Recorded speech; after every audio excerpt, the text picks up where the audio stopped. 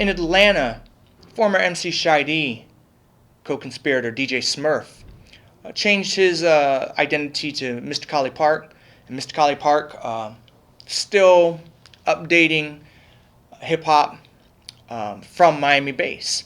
And he produced groups such as the Yin Yang Twins, who are also signed to TVT Records. In the same vein, DJ Toon, who was also co-conspirator of MC Shy-D's, one of the prominent DJs on Coming Correct in '88, and also one of the ODS, Original Dick Slingers, production team for Luke. Once Mr. Mix was out on the road and they needed some in-house production, the ODS became the producers, Mike Fresh and DJ Toon. DJ Toon went on to produce things such as T.I., had major massive hits under his belt, has certainly been successful, and is obviously built on the back of Miami bass history.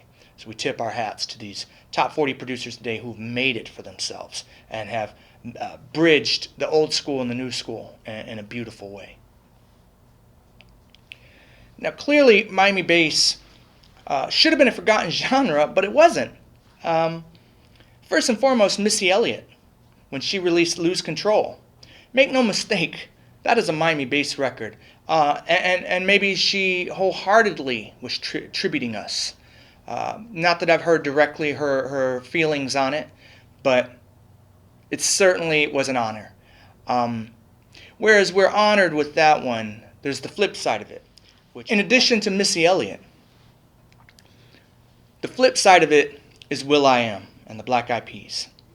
Now will.i.am clearly is a fan of Miami bass, maybe more so a fan of Brazilian music, much like myself, having produced a couple Sergio Mendes albums he did.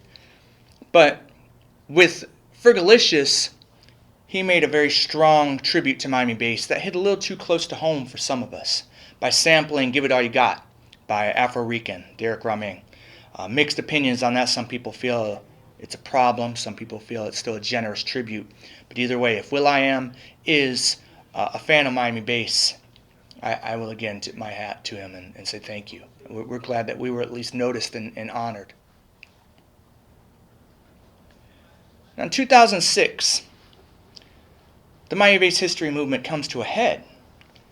Because in 2006, Jock D reforms Cut It Up Death, the great cult record label that thankfully is in participation with this film.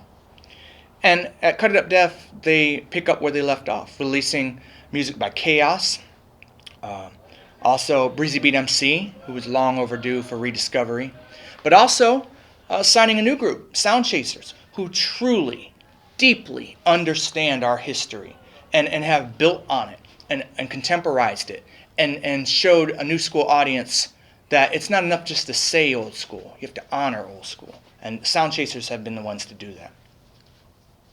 In 2007, Claudio Barella, Debonaire, also picked up where he left off by reinvigorating Debonaire Records, going so far as to have new releases by Magatron, proving that Magatron was there from day one and is still there and active today.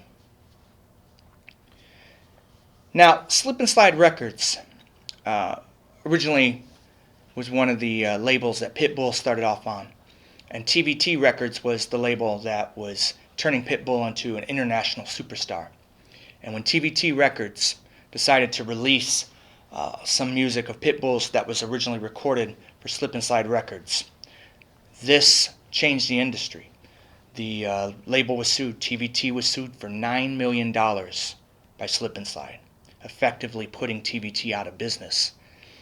Now, it's safe to say that this was a singular case, but ultimately it does demonstrate, or at least allude to, that all along Miami had the power and Miami had the talent to do something major, providing we had the major backing financially. The fans are always there, as the Miami bass history movement has shown. They were able to reach out to us through the internet. They were able to chase down records that people have forgotten about for $500 plus on eBay.